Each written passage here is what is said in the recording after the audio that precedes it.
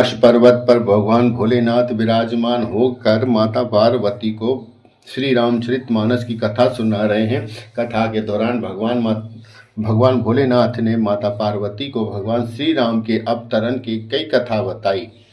भई निशाचर जाहिते ही महावीर बलवान, कुंभकर्ण रावण सुभट सुर विजय जग जान। वे ही दोनों जाकर देवताओं को जीतने वाले बड़े योद्धा रावण, कुंभकर्ण नामक बड़े बलवान और महावीर राक्षस हुए, जिन्हें सारा जगत जानता है। भगवान के द्वारा मारे जाने पर भी वे हिरण्याकश्यप और हिरण्यकशिपु इसलिए मुक्त नहीं हुए कि ब्राह्मण के वचन शाप का प्रमाण 3 जन्म के लिए था।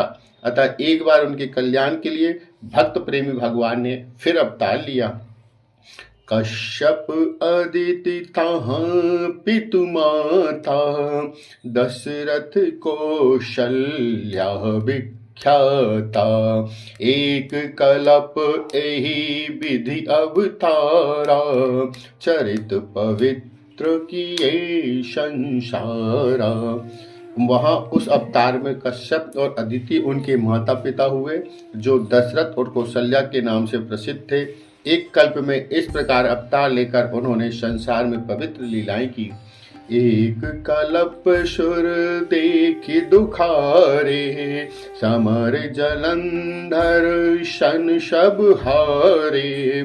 शंभु कीन संग्राम अपारा, धनुज महाबल मरई न मारा। एक कल्प में सब देवताओं को जलंधर दैत्य से युद्ध में हार जाने के कारण दुखी देखकर शिव जी ने उसके साथ घोर युद्ध किया, पर वह महाबली दैत्य मारे नहीं मरा। परम सती असुराधिप नारी, तेहि बल ताहि न जितहि पुरारी। उस जलंधर दैत्यराज की जो स्त्री थी वो बड़ी ही पतिव्रता थी। उसी के प्रताप से त्रिपुरासुर जैसे अजय शत्रु का विनाश करने वाले शिव जी भी उस दैत्य को नहीं जीत पाए। इसके उपरांत क्या रचना हुई सुने। छल करी टारे उता सुव्रत, प्रभु सुर कारज कीन। जब तेहि जाने हूँ मरम त्रातब, श्राप कोर करी दीन। प्रभु ने छल से उस स्त्री का व्रत भंग कर देवताओं का काम किया। जब उस स्त्री ने ये भेद जान लिया तब उसने क्रोध करके भगवान को यह श्राप दिया। तासु श्राप हरि दीन प्रमाणा, कौतुक निधि कृपाल भगवाना। तहाँ जलंधर रावण भयऊ, रणहति राम परम पद दयऊ। लीलाओं के भंडार कृपालु हरि ने उस स्त्री के श्राप को प्रामाण्य कर दिया, यानी उन्हें स्वीकार किया। वही जलंधर उस कल्प में रावण हुआ, जिसे श्री रामचंद्र जी ने युद्ध में मारकर परम पद दिया। एक जन्म कर कारण एहा, जेहि लगी राम धरी नर देहा। प्रति अवतार कथा प्रभु केरी, सुन मुनि बरन कवेन घनेरी। एक जन्म का कारण ये भी है कि श्री रामचंद्र जी ने क्यों मनुष्य देह धारण किया। हे भरद्वाज मुनि सुनो, प्रभु के प्रत्येक अवतार की कथा कवियों ने नाना प्रकार से वर्णन किया है।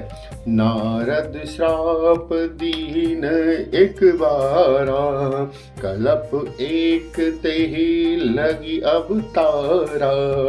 गिरिजा चकित भई सुनिवानी, नारद विष्णु भगत पुनि ज्ञानी।